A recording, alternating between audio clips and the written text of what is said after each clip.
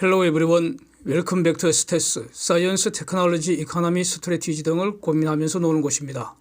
CMA CGM은 오션 얼라이언스에 속한 그 프랑스 대표 선사인데 12척의 메탄올 추진 컨테이너 선박을 현대3호에 발주했죠. 지난 1일 사진처럼 이 다트 통해서 공시가 됐습니다.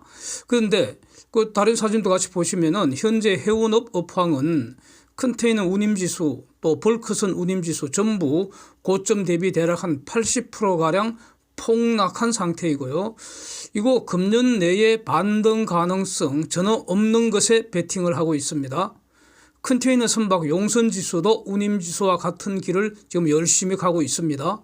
그래서 지금부터 이 해운업은 고난의 행군을 이미 시작했다고 봐야 하는데, 그리고 또 다른 기사 한번 보시면은 로이터 보도를 G 캡틴이 이제 전제한 건데, 제목 딱 보시면 The party is over, party is over, 잔치 끝났다, 이렇게 독일 선사인 하파그 로이드 CEO 말을 올려놓고 있습니다. 제목에.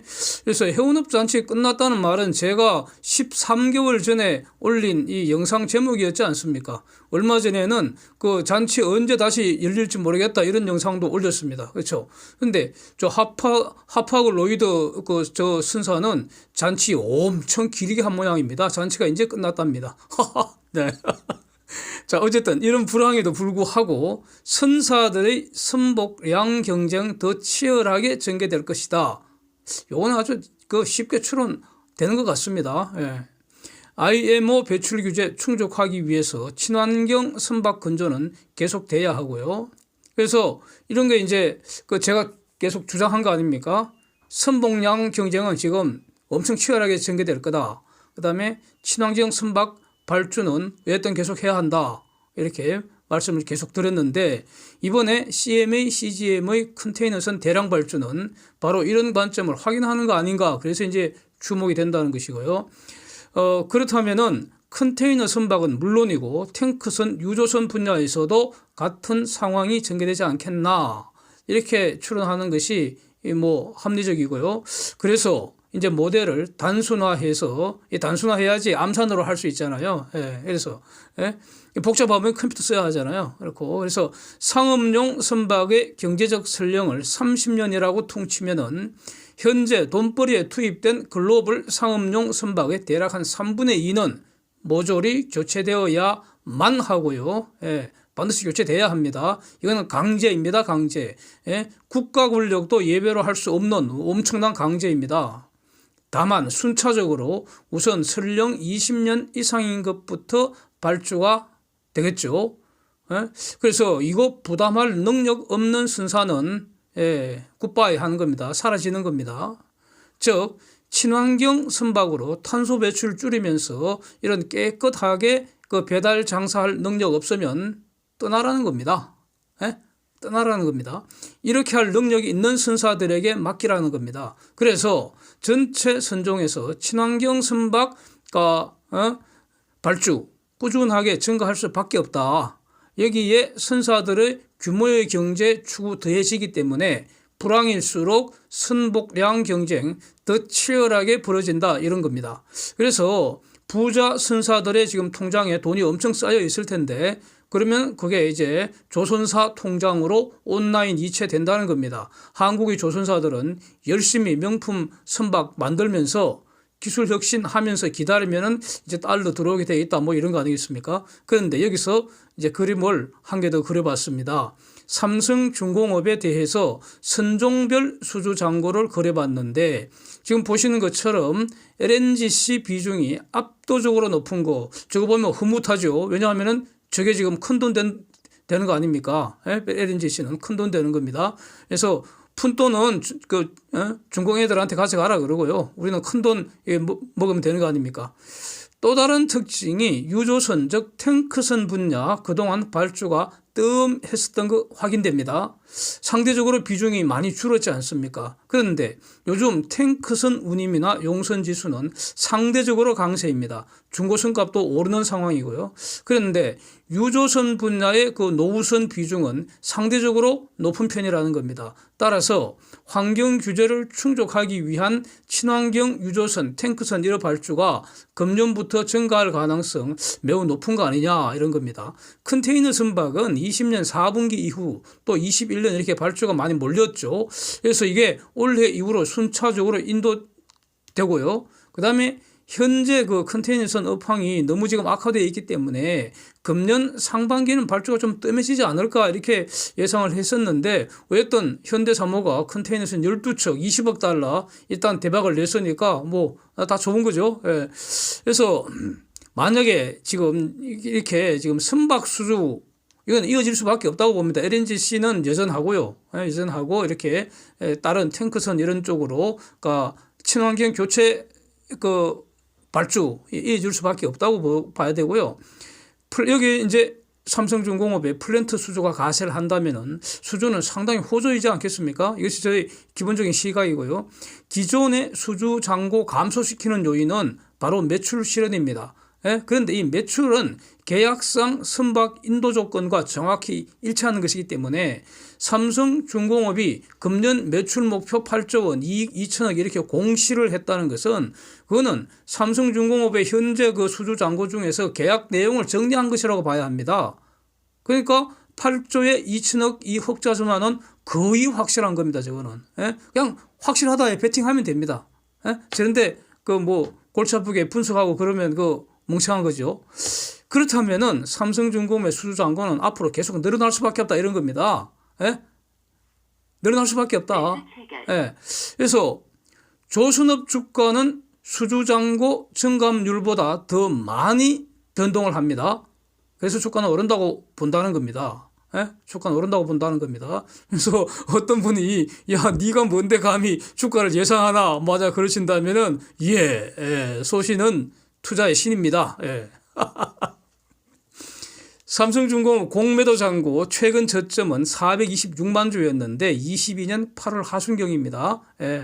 그런데 그 후에 조금씩 계속 증가했습니다. 23년 1월 초에 1465만 주까지 대략 1000만 주가량 공매도가 늘었습니다. 엄청 많은 것 같죠? 그런데 1000만 주라고 해봤자 말이죠. 상장 주식 수에 비교하면은 공매도 비율은 꼴랑 1.14% 정도 증가한 겁니다. 아무것도 아니라는 거죠. 물론 일일 평균 거래량과 비교하면 이제 다른 분석도 가능은 한데 하여튼 공매도 비율은 그 제가 여러 번 올린 그 사진처럼 장기적으로 보면 지금 하락세라는 겁니다. 왜냐하면은 앞으로 주가 대세 상승 가능성이 높은데 감히 여기 이런 상황에서 공매도 비율을 늘어날 수는 없는 거죠. 그건 자살하는 거죠. 그건. 그렇게 봅니다. 그러니까 그런데 이 공매도 잔고가 지난 31일 주가 한 10% 올라가는 그 상황에서 883만 주로 급감을 했습니다. 그래서 그리고 또 아주 재미있는 게 최근 그 삼성중공업 이 그 거래 특징이 말이죠. 그러니까 외국인들끼리 지금 장중에 치고받고 공방이 아주 치열하다는 겁니다. 이렇게 바뀌었습니다. 최근에.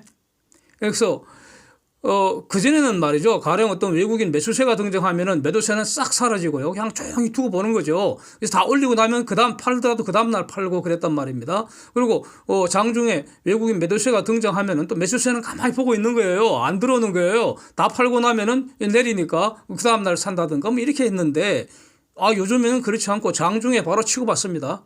그런 것 같습니다. 그래서 아주 바람직한 거 아니냐. 그렇게 봅니다.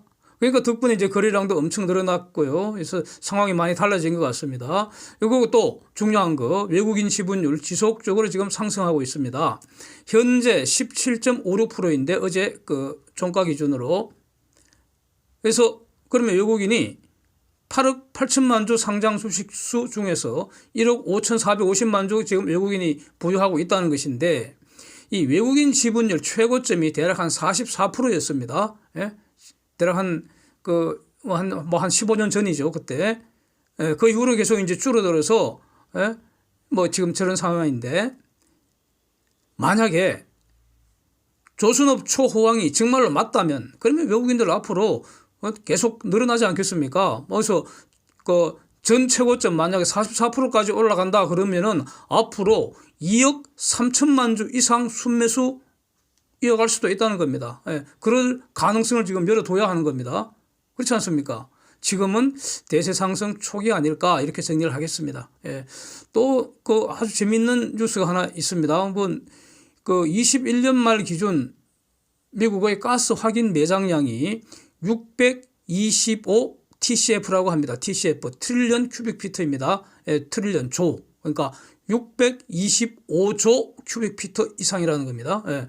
그래서 이것이 뭐가 재미있느냐, 이게 20년보다 32% 늘었다고 EIA가 발표를 했습니다. EIA 미국의 에너지 정보청 아닙니까? 예. 그래서 수량으로 무려 152 TCF가 증가했다는 겁니다. 확인 매장량. 예. 근데 그 남아프리카 공화국 전체 그 해상가스 확인 매장량, 남아공도 엄청 저기다 가스 잠재력이 많거든요. 그리고 지금 많이 그 LNG 그 프로젝트 많이 지금 개발하고 있는데 남아공 전체 해상가스 확인 매장량이 60 TCF입니다. 저것도 엄청 많다고 그러는데 미국의 21년에 늘어난 거, 증가한 것만 152 TCF라니까 와, 참 미국은 저 뭐 1년간 신나게 다 사용했는데 에?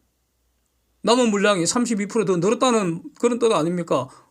아주 완전히 괴물 아닙니까, 미국은? 여기서 이제 매우 중요한 사실을 말씀드리겠습니다. 이 proved reserve, 확인 매장량이라는 것은요, 현재의 가격과 기술 수준으로 경제적으로 풀 수 있는 수량이라는 겁니다. 즉 20년에는 가스 가격이 내려서 20년 당시 가격으로 팔 수 있는 수량이 줄었다는 뜻입니다. 21년에는 가격이 급등했으니까 급등한 시장 가격에 퍼올릴 수 있는 가스량이 늘었다. 이렇게 해석을 해야 합니다. 네, 이거 중요하죠. 네, 그렇습니다.